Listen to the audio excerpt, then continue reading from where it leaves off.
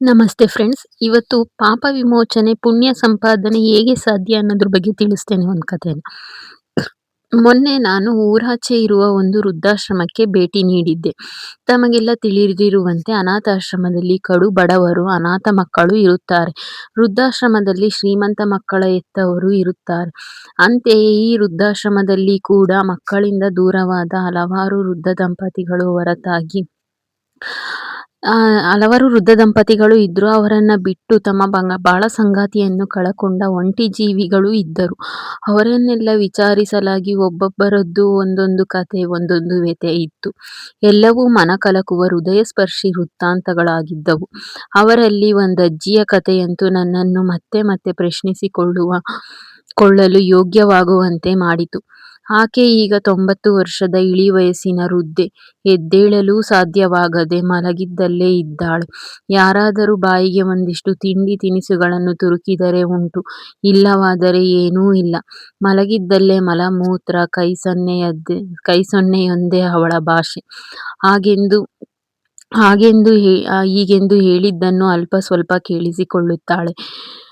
ಕಿಟಕಿಯಾಚೆಯ ಆಕಾಶವನ್ನೇ ನೋಡುತ್ತಾ ತನ್ನ ಅಂತ್ಯಕಾಲವನ್ನು ಎದುರು ನೋಡುತ್ತಿರುತ್ತಾಳೆ.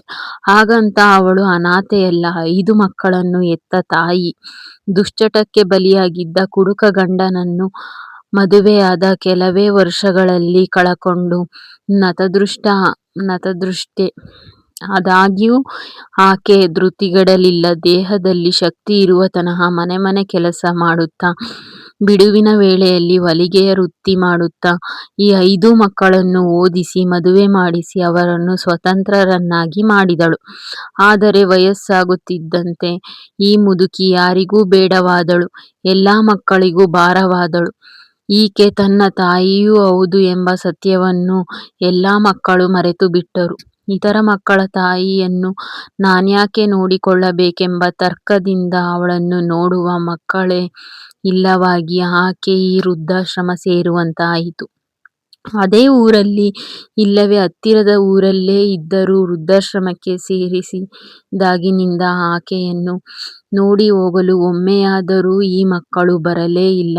ಆದರೂ ಆಕೆಗೆ ಬರುವ ಪಿಂಚಣಿ ಹಣವನ್ನು ಮಾತ್ರ ತಮ್ಮೊಳಗೆ ಹಂಚಿಕೊಳ್ಳಲು ಈ ಮಕ್ಕಳು ಮರೆಯಲಿಲ್ಲ. ಒಂದೆರಡು ಬಾರಿ ಈಕೆ ಮಕ್ಕಳಿಗೆ ಫೋನು ಮಾಡಿ, ಇಲ್ಲಿ ಊಟ ತಿಂಡಿಗೆ ಅಷ್ಟಾಗಿ ಕೊರತೆ ಇಲ್ಲ, ಆದರೆ ನಿಮ್ಮನ್ನು ಮತ್ತು ಮೊಮ್ಮಕ್ಕಳನ್ನು ನೋಡುವ, ಮಾತನಾಡಿಸುವ ಆಸೆಯಾಗಿದೆ, ಒಮ್ಮೆ ಬಂದು ಹೋಗುವಿರಾ ಎಂದು ಪರಿಪರಿಯಾಗಿ ಕೇಳಿಕೊಂಡರೂ ನಮಗೆ ಈಗ ಪುರುಸೊತ್ತಿಲ್ಲವೆಂಬ ಉತ್ತರ ಬರುತ್ತಿತ್ತು. ದಿನ ಕಳೆದಂತೆ ಆಕೆಯ ಆರೋಗ್ಯ ಹದಗೆಡಲು ಆರಂಭವಾಯಿತು. ಉಸಿರಾಟದಲ್ಲಿ ಕಷ್ಟ, ಬಿಪಿಯಲ್ಲಿ ಏರಿಳಿತ, ಕೈಕಾಲುಗಳನ್ನು ನಡುಕ. ಈ ತುರ್ತು ಪರಿಸ್ಥಿತಿಯನ್ನರಿತ ವೃದ್ಧಾಶ್ರಮದ ಮೇಲ್ವಿಚಾರಕ ಆಕೆಯ ಮಕ್ಕಳನ್ನು ಸಂಪರ್ಕಿಸಿ, ನಿಮ್ಮನ್ನು ಅಂತ್ಯಕಾಲ ಸಮೀಪಿಸುತ್ತಿದೆ, ಒಮ್ಮೆ ಬಂದು ಹೋಗಿ ಎಂದು ಹೇಳಲು ಅವರ ಉತ್ತರ, ಆಕೆಯ ಆರೋಗ್ಯ ತೀರಾ ಕೆಟ್ಟು ಹೋಗಿದ್ದಲ್ಲಿ ವೈದ್ಯರನ್ನು ಸಂಪರ್ಕಿಸಿ ಚಿಕಿತ್ಸೆ ಕೊಡಿಸಿ. ನಾವೆಲ್ಲರೂ ಪ್ರಯಾಗರಾಜದಲ್ಲಿ ನಡೆಯುತ್ತಿರುವ ಕುಂಭಮೇಳಕ್ಕೆ ಹೊರಟಿದ್ದೇವೆ. ಪವಿತ್ರ ಸ್ನಾನ ಮಾಡಿ ಪುಣ್ಯ ಸಂಪಾದನೆಗೆಂದು ಎಂಬ ಖಡಕ್ ಉತ್ತರ ಬಂತು. ಈ ಎಲ್ಲ ವಿಚಾರಗಳನ್ನು ತಿಳಿದುಕೊಂಡ ನನಗೆ ವೃದ್ಧರಿಗೆ ಬರೀ ಊಟ ತಿಂಡಿ ಮಾತ್ರ ಸಾಲದು, ಒಂದಷ್ಟು ಪ್ರೀತಿಯೂ ಬೇಕೆಂಬುದನ್ನು ಈಗಿನ ಕಾಲದ ಮಕ್ಕಳು ಏಕೆ ಅರಿತುಕೊಳ್ಳುವುದಿಲ್ಲ? ಮೊಮ್ಮಕ್ಕಳ ಜೊತೆ ಇರಬೇಕೆಂಬ ಅವರ ಆಸೆಯನ್ನು ಏಕೆ ಅರ್ಥ ಮಾಡಿಕೊಳ್ಳುವುದಿಲ್ಲ? ಅಂತೆಯೇ ತಾವೂ ಒಂದು ದಿನ ವೃದ್ಧರಾಗಲಿದ್ದೇವೆ, ತಮಗೂ ತಮ್ಮ ಮಕ್ಕಳು ಹೀಗೆಯೇ ಮಾಡಿದರೆ ನಮಗೆಷ್ಟು ನೋವಾಗುವುದು ಎಂಬ ಸತ್ಯವನ್ನು ಏಕೆ ಮನವರಿಕೆ ಮಾಡಿಕೊಳ್ಳುವುದಿಲ್ಲ ಎಂಬೆಲ್ಲ ಪ್ರಶ್ನೆಗಳು ಕಾಡಲಾರಂಭಿಸಿದವು. ಇಷ್ಟಕ್ಕೂ ಕುಂಭಮೇಳಕ್ಕೆ ಹೋಗಿ ತ್ರಿವೇಣಿ ಸಂಗಮದಲ್ಲಿ ಮುಳುಗಿದ ತಕ್ಷಣ ಇದರ ಈ ಪಾಪದ ಪರಿಹಾರವಾಯಿತೆ, ಪುಣ್ಯ ಸಂಪಾದನೆಯಾಯಿತೆ. ಹೆತ್ತವರ ಸೇವೆ ಕುಂಭಮೇಳದಲ್ಲಿ ಮುಳುಗುವ ನದಿ ಸ್ನಾನಕ್ಕಿಂತಲೂ ಮಿಗಿಲಾಗಿಲ್ಲವೇ? ಮಾಡಬಾರದ್ದನ್ನೆಲ್ಲ ಮಾಡಿ ಪಾಪಗಳನ್ನು ಕಟ್ಟಿಕೊಂಡು ನದಿಯಲ್ಲಿ ಮುಳುಗಿ ದೇವರ ದರ್ಶನ ಮಾಡಿದ ಮಾತ್ರಕ್ಕೆ ನಾವು ಗೈದ ಪಾಪಗಳು ತೊಳೆದು ಹೋಗಿ ನಾವು ಪುಣ್ಯಾತ್ಮರಾದೇವೆ.